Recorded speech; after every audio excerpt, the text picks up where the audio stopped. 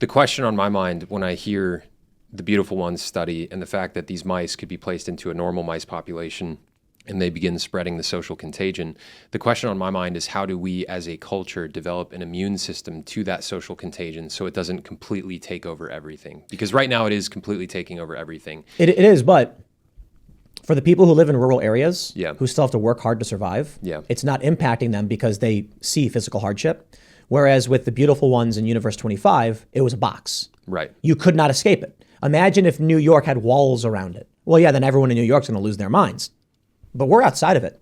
So basically, the rats that were outside of those experiments just went on doing rat shit. They're fine. Right. Rat civilization has not collapsed, just that one city. So I kind of look at it like conversations like this exist because we are people who actually deal with harsh realities and are looking at them and fighting to survive. And people in cities have become listless and confused.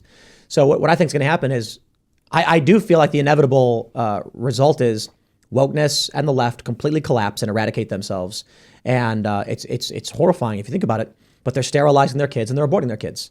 So the future is going to be... they're eating fake meat and they're like buying into climate change propaganda about not having kids, and they're doing other things. They can do whatever the fuck they want, Yeah. but the end result is going to be they don't have kids. Yep. Or they sterilize their kids. Which is why our side needs to have as many kids as humanly possible and be fruitful and multiply. But they're not either.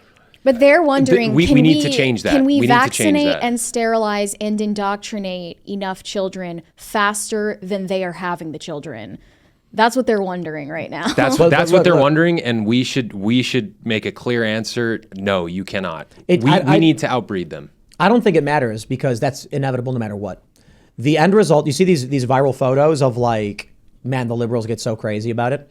It showed 12 kids all lined up from tallest to shortest. Yeah. And the mother was smiling like this. Yeah. And then they were like, man, they should tie your tubes or whatever. And it's just like, that picture is your defeat. Yes. And like, I don't have kids. The sexual liberation people are like, sterilize her now. Oh no, there's going to be too many of them. We can't indoctrinate them quick enough. So I don't know if I worry about it too much. I mean, I think we have to speak up against it because we have to maintain the barrier where we're talking to people, and the people who are willing to listen and understand what's happening will be pulled from it. But the end result, no matter what, whether we talk about it or not, will be the total collapse of this ideology.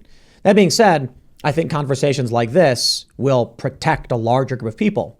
If we weren't talking about it, if we weren't fighting back against it, 10%, of whatever group may persist, we talk about it, we could actually save a larger amount of people from the corrupt 100%. ideology. There's another aspect to this that's very interesting to me. So that clip of me saying that I would not have sex with a trans person because it would make me homosexual.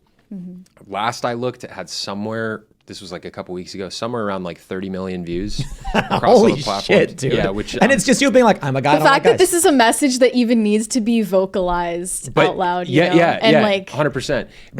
The interesting part about it, like what I said was so normal. Like we're all thinking it. You know what I mean? Like we're all thinking, I don't. Andrew Tate's not. Apparently not. That was weird. He's saying He might have just been, you just got to riffing, move that trying. shit around and then you're good with Megan Fox. That's Like, Andrew you're not Tate's. good. What are you talking about? Like, But the point is that where are you putting Prison it? did In the things what? to him. the point is that as it's gone viral, I've heard from so many people, both men and women, who are like, dude, thank you for saying what we were all thinking. Yeah. And guys, like they've reached out to me and they've been like, dude, like I saw your clip. I feel really called to start speaking up against this stuff right now. And that's the domino effect that I really want to see happen. But look, so Especially because you're just a normal person. I'm just a normal person who said what we're all thinking. And like, that's all you have to do. I didn't say anything super extraordinary. And there's so many guys out there that could say the same thing, and they need to. You guys need to. Like, that's how we defeat this stuff. I've told this will be the third time I've told this story, but it's just too good. I was at the casino last week. We're at the poker tables, and this guy's got a Bowser toy. Because like when you play poker, people have a thing called like hand protector. They put it on top of their cards so they Bowser, like from Mario? Yeah, from Mario. Okay. And then somebody made a joke about it. Somebody mentioned Mario. Someone then said, is there an evil Toad because there's an evil Luigi or whatever? And then I said, Toad is evil. The mushroom people are actually cordyceps fungus infected people, like in Last of Us, and everybody laughs. And then one guy goes like, yeah, you watch that show? And I'm like, yeah, it's pretty good. I haven't played the video game. And he's like, yeah, it's really good. I really enjoy it. Except for that one episode. Where they've got the gay scene out of The nowhere. gay sex scene. And then everyone looks like shifty-eyed at each other. And then we all start laughing and we're like, I go, I think I know what episode you're talking about. And he's like, what the fuck, man? And then other people at the table are just like, that dude should have got kicked out the moment he tried to play the piano. Like, the episode has a lot of gay sex in it. And it's just, and like they show it. And my point is, regular people sitting at a casino who don't know anything about politics were just like, yo, what the fuck? What is this? Yeah. Here's the issue. Like, I got no beef if gay people want to have a movie for gay people. Like that movie Bros. Do you see that one? No. Obviously not the movie, but like the commercials for it. Well, yeah, and then it did terribly, and then they blamed straight people. Oh, yeah, now I remember that. Because listen, okay, what's your favorite flavor of ice cream? Chocolate. Why won't you buy my spinach asparagus ice cream? Because it's disgusting. You're a bigot. You have to buy it. I'm a bigot. See, this is the thing. They're like, why didn't anybody go see my gay bro movie? And it's like, they don't hate you. They're just not gay. Yeah. That's it. Yeah. Like for the Last of Us. Let me ask you a question about when they were talking about that at the bar. When he said poker table. When he said that, do you think everybody at the table was thinking the same thing? Like, yeah, that was They were all disgusting. laughing. Yeah. And everybody, like, that's the point. Like when he said it, everybody starts looking left and right because you're not allowed to talk politics at the poker table because it's a casino. It's like a public thing. And so they're like, no, but so then he's like, that one episode, because he knows he can't literally say it. And then everyone just starts looking at each other and they all start nodding. And then I start busting out laughing. See, bro, that's the point. That's the point, man. We don't want to watch that. They're trying to put us in this corner to make us convinced that we are not allowed to talk about this stuff, but everyone's thinking the same thing. I hate this. They want you to think you're the only one who's doubting That's it. why they have to spend billions of dollars trying to propagandize everybody, because the reality is that we're all thinking the same thing. I don't think it's that conspiratorial. I think I think it is. It's a runaway cult. It's dominoes falling over, right? California, everyone virtue signals. They're all like, I'm the most woke. No, I'm woke. So then the politician goes, I'll be woke for you. The politician doesn't actually give a shit about any of this, but California is proposing a new rule where if you don't meet your diversity requirements in your film project, they take away your tax benefits. So they've done. Gavin Newsom passed a law too that says you have to have a certain amount of that's it. People of color or homosexuals or whatever on the board of your company. So if you're making a movie insane. And you're Hollywood and they make most of it, then they're going to be like, okay, we need an episode that's got gay interracial sex. Yeah. And Last of Us, 30% of the show is gay relationships. And I'm just like, bro, they spent all of episode 7 on it as well. Right. Yeah. And so I'm like, and I think 3 and 7, I'm like, fair point. The actress said, if you don't like it, don't watch it. And I'm like, that's absolutely correct. If you don't like it, don't watch it. Me, I like the show, but I don't much care for that weird injection of stuff. So I kind of just glaze over it and ignore it. So let me ask you a question.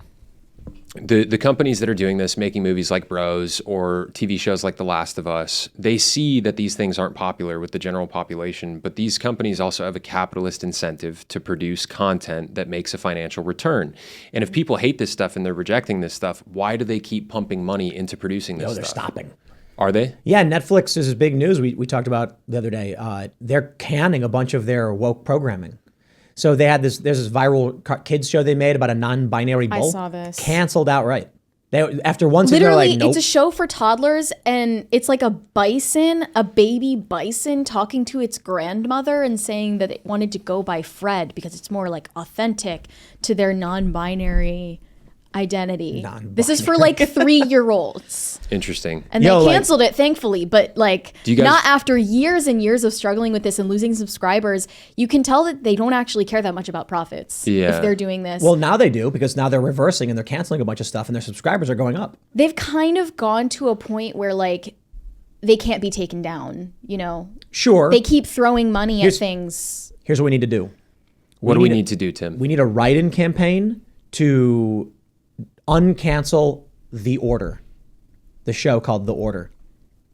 You guys ever heard of it? I haven't seen The Order. Oh, you'd love it. What's the premise? Oh, okay. I'm wearing a Twilight hoodie. Right, exactly. So it's a college, and it's not vampires, witches and werewolves. Okay. I think there's vampires or whatever. The villain in season 2 is a university professor communist who has this basically what happens is he's like, it's not fair that some people have magic. We should all have magic equally. And so then I'm like, this is great. This is exactly the politics that I want in my TV. They canceled it. It got 2 seasons. It got canceled.